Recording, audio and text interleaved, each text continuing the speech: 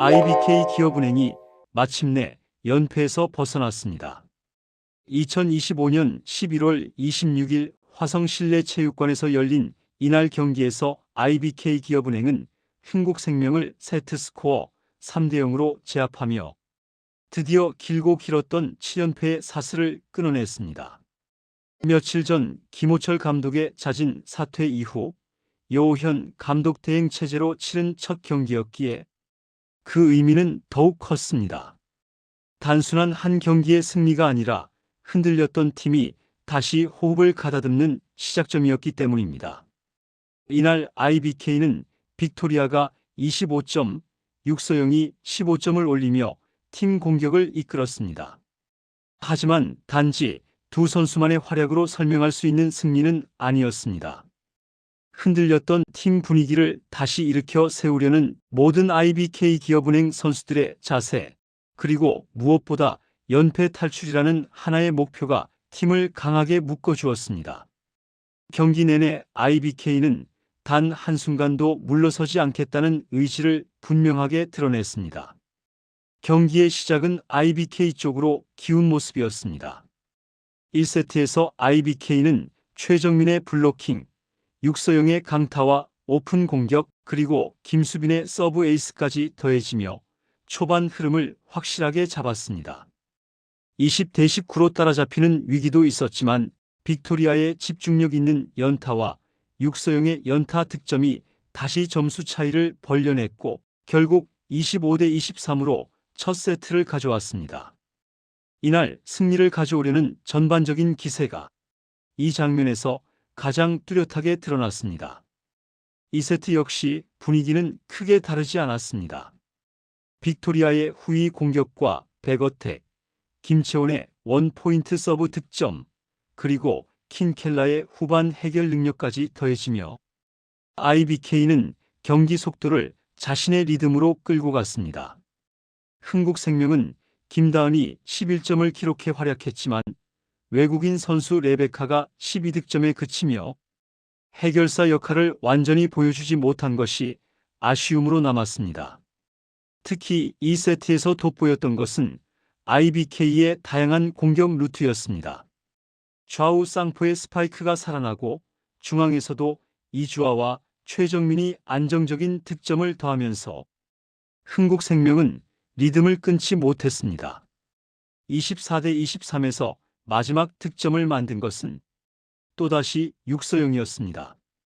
팀이 필요로 할 때 정확히 포인트를 가져오는 집중력은 오늘 경기 승리의 핵심이었습니다.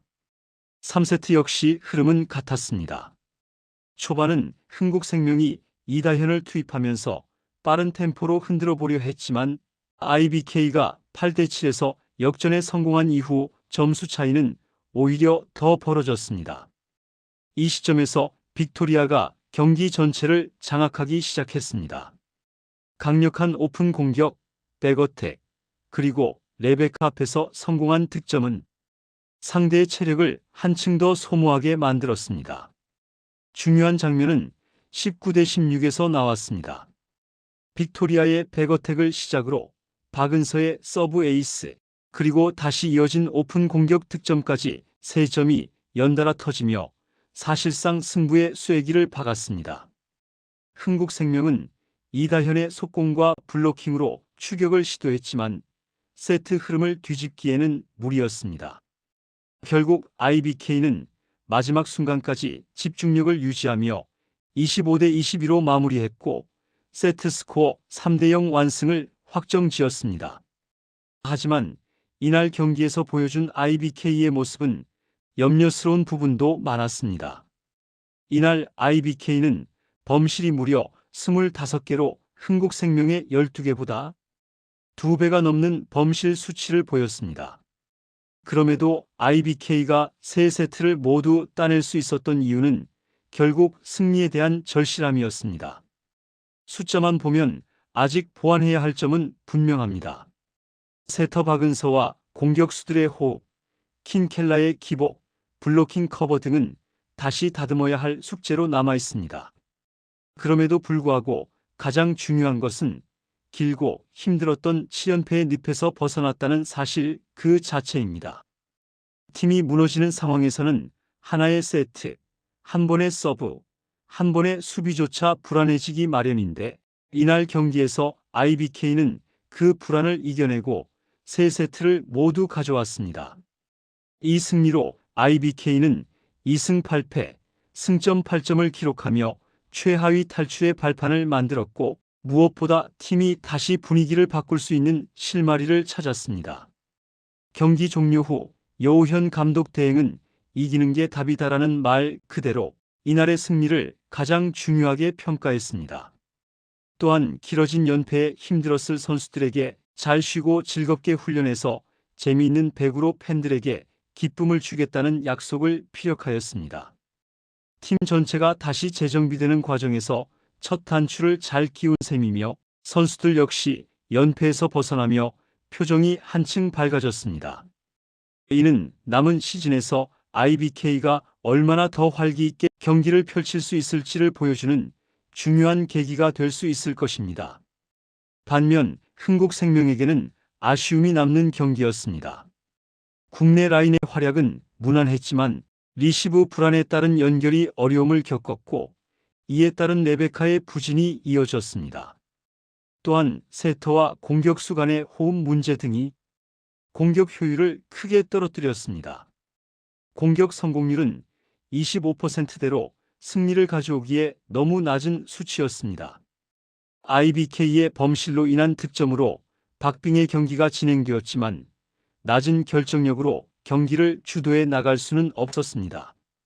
특히 경기 후반부의 선수 교체는 오히려 경기의 균형추를 IBK로 넘겨줘 20점 이후에는 IBK가 주도하는 모습을 세트마다 보여주었습니다.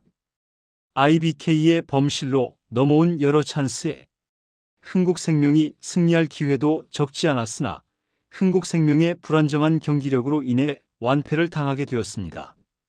오늘 경기는 IBK 기업은행에게 반등의 시작점이자 흥국생명에게는 경기력 재정비의 과제가 남게 되었습니다.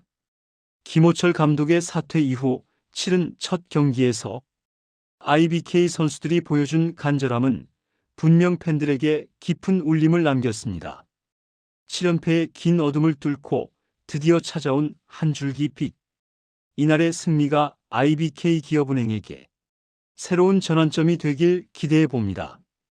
여러분은 오늘 경기를 어떻게 보셨나요?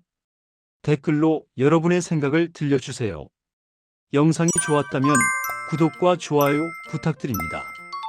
다음 이야기도 꼭 랭픽스와 함께 해주세요.